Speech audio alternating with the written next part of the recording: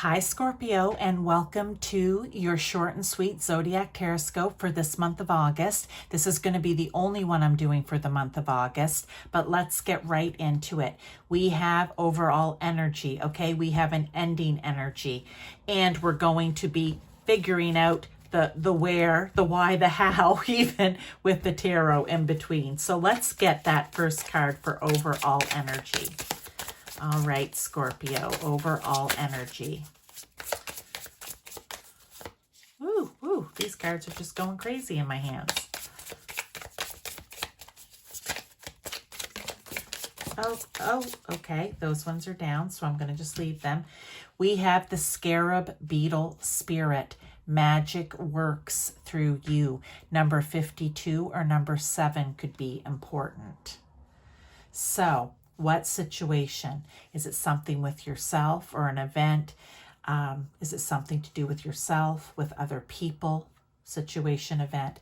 Where does magic need to work through you? I almost want to say if it's with a situation, event, or with other people, are you the catalyst to make something happen for the better?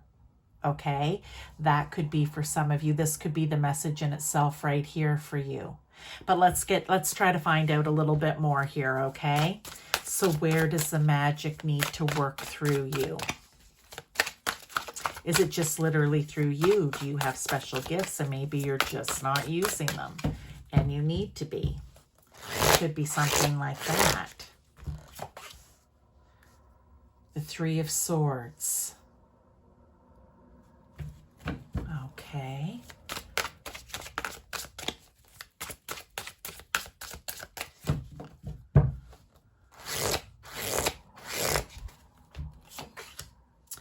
The Ten of Swords. Okay. And the Queen of Coins. All right. What I want to say here, Scorpio, is whatever this is for you or area in your life, I feel right here, it's something that has affected you. No, whether it's one person or people that have brought this on, or even yourself, because sometimes we can be our own worst enemies. But I feel like there is something here with that Three of Swords and Ten of Swords. I feel like it's come to an end if you allow it to come to the end. I'm going to say that first off. But there has been something that's been very hurtful, painful, sad for you. I mean, there's many Scorpios watching, so do I know specifically? I want to say it has to do with very close interpersonal relationships with you, possibly. Okay? But it has come to an end. So whether someone literally, like metaphorically stabbed you in the back, deceived you, betrayed you in some way, I don't know here if it's ever going to come to light, if you'll ever know the why. I don't know if you will ever know that. But here's the thing. Spirit, God, Source, Universe, whomever it is for you, they are going to bring what you need to help you get past this.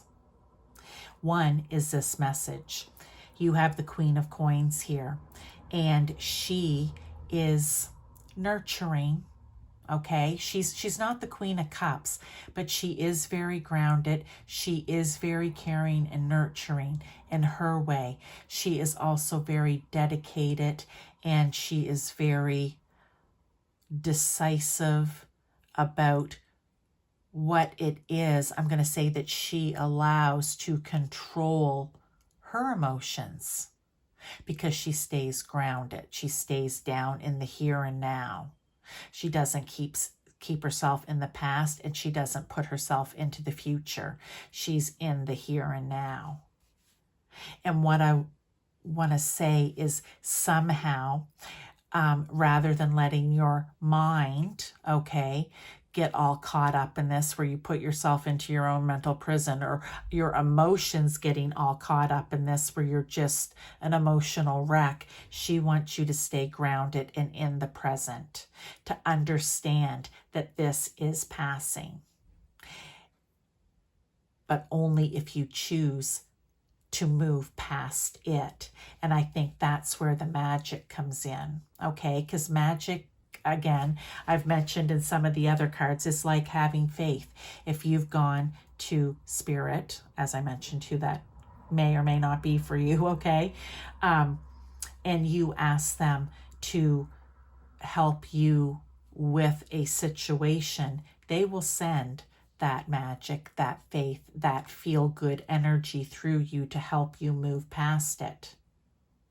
And it says magic works through you, but I almost want to switch the words and say magic helps you work through, okay?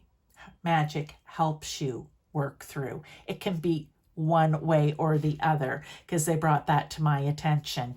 Now, again, this Queen of Coins, she is successful in what it is that she does, okay?